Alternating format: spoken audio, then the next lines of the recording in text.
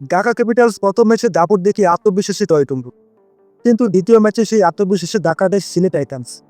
সিলেটের মাঠে টর্চের ঢাকা বোলিং নেই, শুরুতেই 2 উইকেট তুলে নেওয়ায় মনে হচ্ছিল ম্যাচ ঢাকার হাতে। রনি তালুকদার 7 বলে 11, মিরাজ 7 বলে 6 করে ফিরতেই ছাপে পড়ে যায় সিলেট। কিন্তু সেখান থেকে পারভেজ ইমন আর সায়েম আইয়ুব দুর্দান্তভাবে ইনিংস করেন। ইমন করেন 32 বলে 44, সায়েম করেন 34 বলে 29। এরপর ম্যাচের মোড় ঘুরিয়ে দেন আজমাতুল্লাহ উমর যায়। 15 রানের জীবন পেয়ে ঢাকার বোলারদের উপর শুরু করেন আক্রমণ। শেষ বলে 4 মেরে 24 বলে 50, এই বিপিএলের দ্রুততম অর্ধশতক। সিলেট তুলে 5 উইকেটে 173 রান। 174 রানের লক্ষ্য তাড়া করতে নেমে ঢাকার ব্যাটিং লাইন আপ একের পর এক ভেঙে পড়ে। মিঠুন, আকবর, নাসির কেউ দাঁড়াতে পারেননি। তখন লড়াই শুরু করেন শামীম পাটোয়ারি আর সাব্বির রহমান। সাব্বির 19 বলে করেন 23 রান। শামীম শেষ পর্যন্ত চেষ্টা চালিয়ে যান। শেষ ওভারে দরকার ছিল 27 রান।